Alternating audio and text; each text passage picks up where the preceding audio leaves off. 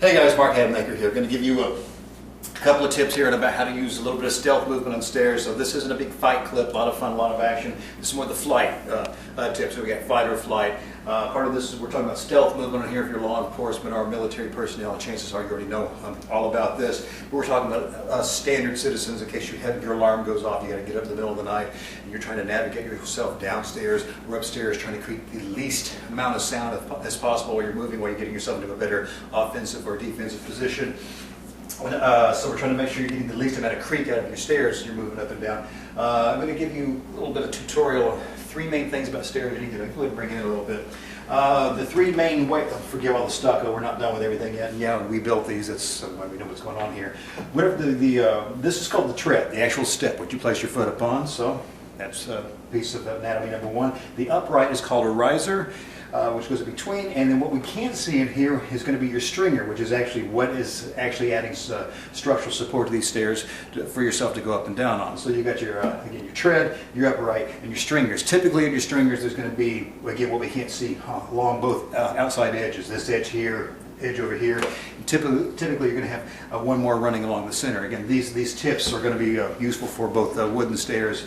We're going to be and also some metal stairs, concrete, no matter whatsoever. The reason I'm bringing up the anatomy of the stairs for you is most common use on the stairs when you're moving up and down is people step their foot right in the center of the tread where they're going up or down here. And this is where it's going to get the most wear and tear, and it's also subject to any sort of atmospheric conditions. Temperature can change the receivership of the wood, and what we're concerned with, that's where you start getting creaking. So if you're tactical guys, you're already way ahead of me, but if you're having to move up and down the stairs, you need to create the least amount of sound as possible. What you're going to want to do is when you're making your steps, you're going to want to stay away from the main areas of tread, which is mainly in everyday life. We move up and down the center of the tread, or the center of the stairs, which is basically in that center stringer. You're going to want to move off to either edge. This doesn't mean for everyday life where you're walking around, but whenever you're trying to create the least amount of sound, if you move off to the stringer, the far side of that tread, or this side of the tread on the way up, chances are you're getting a portion of the step, the tread that's least used, least likely to give you any kind of creaking. So that would be tip one with it, move to the outside edges.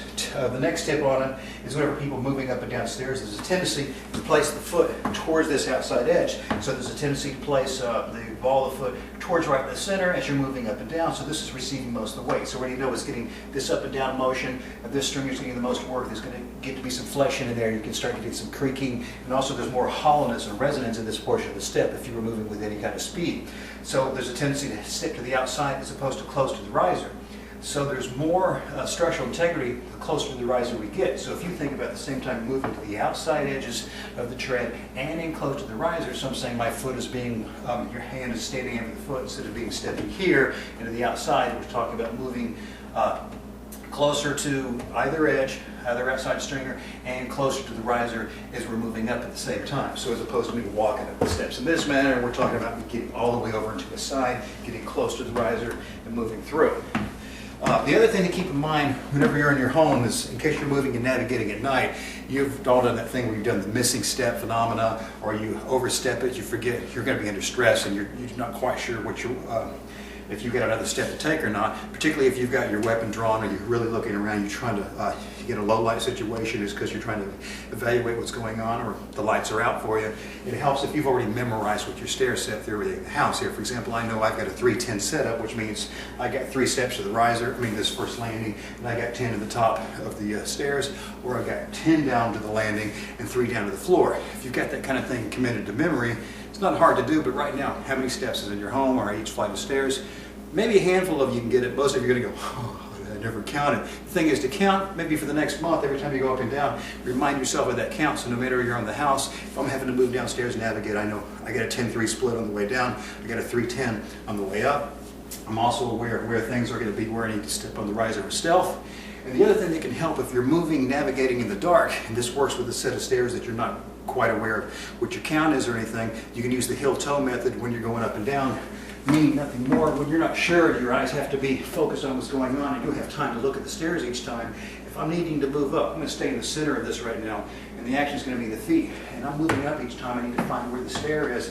The idea is to slowly slide forward to my toe. Rather than reaching for the tread, I'm reaching for the riser. Or this is the upright. I reach for the riser, where the toe touches the riser, the foot goes down. Raise again, reach for the riser, toe down. That way you can keep your eyes focused where you need to be. So ascending, using the heel-toe method, it's toe to the riser, moving up. On the way down, you're going to reverse this. Forgive me if my head goes out of the shot here. It's the heel or the Achilles tendon hits the front of the tread and then slides down. So heel-toe, we're talking about up, toe to the riser, and then place the foot. On the way down, it's heel or Achilles tendon to the tread and slide down. That way, whether it's your own stairs in darkness, you blanked, you forgot what your count is, your 10-3 or 3-10 in my situation, you're still able to find those stairs. If it's a flight of stairs you're completely unfamiliar with, you're still having to keep focused, and it's a low light situation. Just remember, it's toes in to the riser, up, heels or Achilles tendon to the tread, and slide on the way down. Avoid trying to make sure you're trying to step on each tread when you're not certain where it is you're going. So anyway, a little bit of stealth tips. Again, that's some of the micromanaging that we're doing in that No Second Chance book of drills, and hopefully you see the wisdom of trying to make sure you train everything correctly and right in the circumstances where things go wrong, because it's too late to memorize how many stairs you get. Learn how to move quietly whenever you already need to be quiet and stealthy. Anyway, I hope you find that of value.